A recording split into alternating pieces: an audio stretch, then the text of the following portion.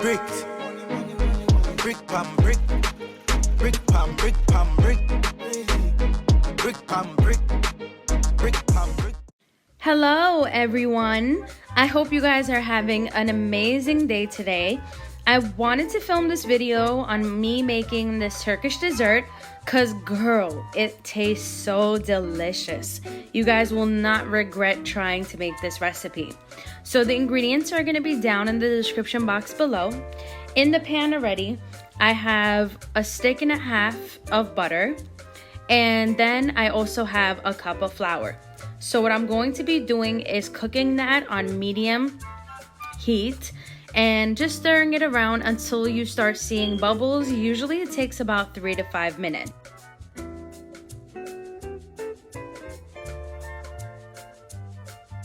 Alright guys, so I've been stirring this for about 3 to 4 minutes now, and you guys can see it started to bubble up around the sides.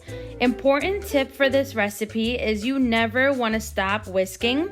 If you do, you can cause the flour to burn and also change color, which is not what we want. Okay, so I think I'm gonna leave this on for another 2 to 3 minutes because it isn't completely boiling up yet. And now what I'm gonna do is get my milk. I'm gonna need 4 cups of milk for this recipe. You can substitute whatever milk you want to use. If you want to use lactate milk, whole milk, fat-free milk, I'm using whole milk today. So as you see, I'm still stirring this bad boy up. Gotta wait till this boils completely. Just use the flick of your wrist. Flick of your wrist. Get it. Hey. Whoop. Whoop. There it is. You see the bubbles? You see the bubbles? That's what we're looking for. Alright y'all, so start pouring in your milk. You want to do this at a slow pace because you don't want it to be lumpy. So just pour the milk in slowly, not all at once. I'm just gonna go grab me some more milk now and continue to whisk as you're pouring in the rest of the milk.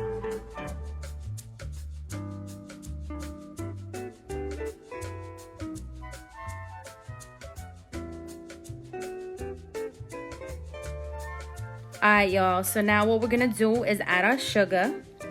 So we're gonna do 1 cup of sugar. And you could do more if you would like. I just don't know if it's gonna taste good. I mean, I'm not really a sweet person, so 1 cup is more than enough for me. I mean, so it's up to you, boo-boo. You could do more if you would like, but you know, the recipe calls for 1 cup. So I'm just stirring it. You see how the milk got a little thicker? That's what we're looking for, the consistency. Now I'm just gonna add the sugar to it and whisk it more, blend it all up. Alright guys, so you're gonna continue to whisk this until it gets thickened. It's gonna be like a pudding-like texture. I'll show you guys once it's there.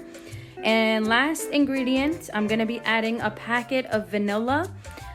You guys can probably opt out for vanilla extract. I just don't know how much like the equivalence would be for that.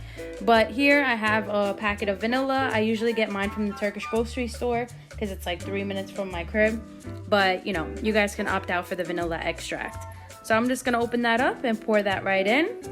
And then once I do that, I'm just gonna keep whisking this until it is pretty much ready.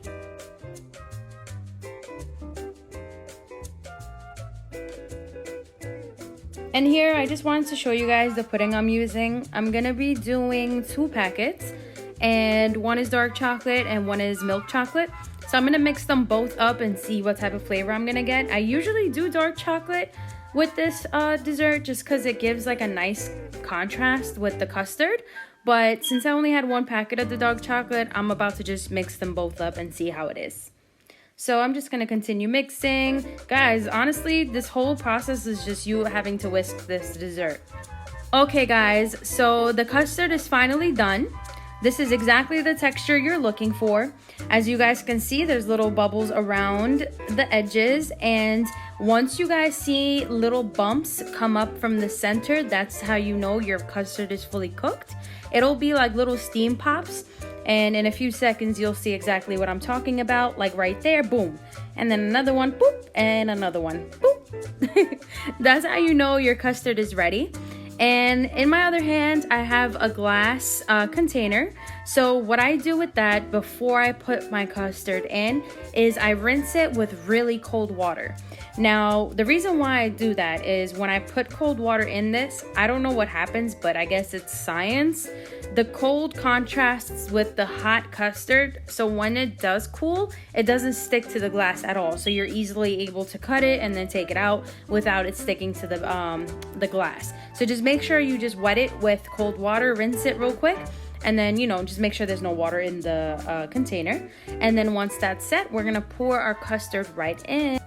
All right, guys, so the final step right now is just to pour the custard into the glass dish. Be careful because it is extremely hot. I almost burned myself in this clip. And oh my God, please excuse that shirt that I'm wearing. It's a lucky shirt of mine. I always like to wear it. So yeah, let's just excuse that part. And take your custard, take everything that's inside the pot. Don't waste it. It tastes too good to waste. Okay guys, once the custard is even in the dish, what you're gonna do is leave this outside for about 10 minutes because it has to cool down. Once you do, take plastic wrap, put it over it, and throw it in the fridge. Leave it in there for about 2 to 3 hours. It has to be completely cold and prepared basically for the second part of the dish. So until then, I will see you guys back in 3 hours.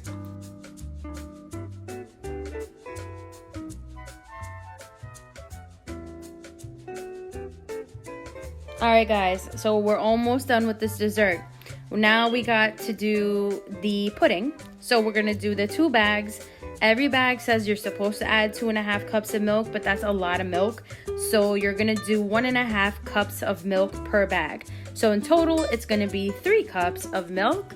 And when you are mixing these 2 together, make sure the milk is cold. Don't turn on the heat yet, because the ingredients won't mix well. It won't dissolve when the milk is warm. So you want to make sure it's cold when you're mixing everything together.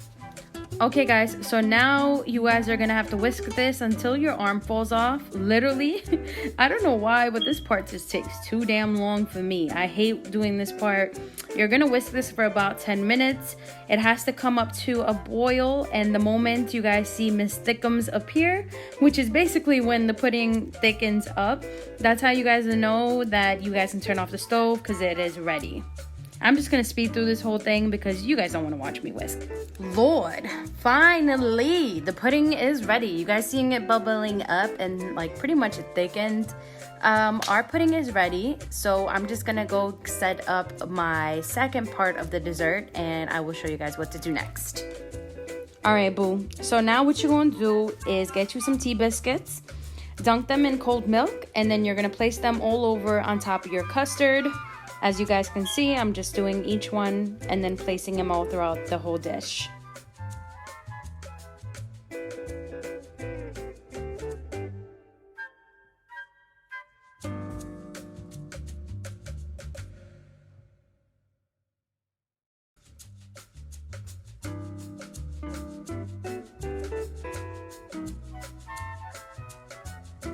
So I just went ahead and added the chocolate pudding on top of the custard. Right now, I'm just doing some final touches. I'm adding walnuts and a little bit of crumbled tea biscuits. It gives a great crunch and also like a different flavor to the desserts. And we are finally finished. So what you're gonna do is put this in the fridge, let it cool down for another 2 to 3 hours, and once it all sets, you're ready to indulge in heaven. As always, make sure you guys share this video, like and subscribe to my channel, and don't forget to put on your post notifications so you guys can see when my next upload will be. Until then, I hope you guys have a beautiful, beautiful day. Stay safe, and I will see you guys in my next video. Bye! I couldn't keep it with the trends. So good at welcoming a mess. It's been a while since I heard her say